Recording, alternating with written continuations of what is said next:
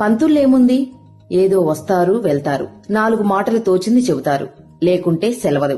ఇది సమాజంలో ఉపాధ్యాయులపై ఉన్న చిన్నచూపు. కాని దానికి భిన్నం మా వృత్తి అంటున్నారు ఉపాధ్యాయులు.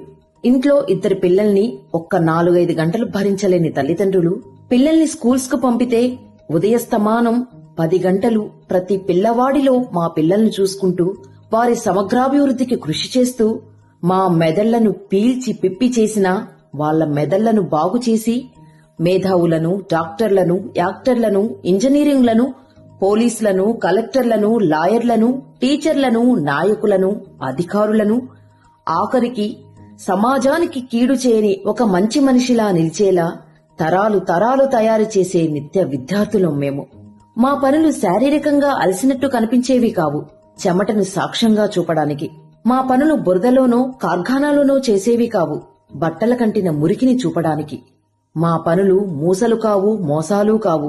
ఏ రోజుకారోజు కొత్తే, పిల్లాడికి కొత్తే. ఏ రోజుకారోజు సమస్యలు కొత్తే. మా వనరులు పిల్లలు మాత్రమే. మా పని చదువొక్కటే కాదు, జీవితాలు తీర్చిదిద్దటం కూడా. ఏ రోజుకు ఆ రోజో, నెలకో, ఏడాదికో ఫలితాన్ని చూపే కూలీలమో, రైతులమో, అధికారులమో కాదు సుమా. తరాన్ని తయారు చేస్తూ పోతాం. ఆ యజ్ఞంలో సమిధులవుతాం.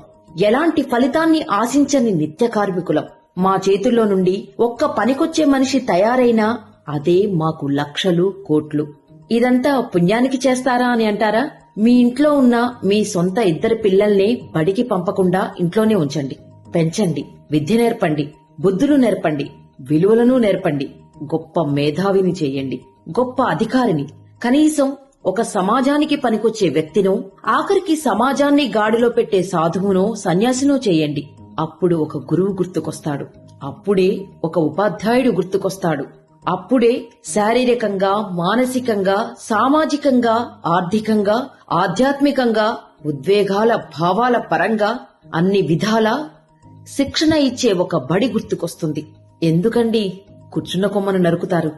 అనంత సాగరమైన విద్యను, విజ్ఞానాన్ని మధించి అక్షర సేద్యంలో నిరంతరం మానసికంగా అలసిపోయి అర్థాంతరంగా తనువు చాలిస్తూ 10 మందికి బయటకు కనిపించే సాక్ష్యాలు చూపలేని నిస్సహాయులం.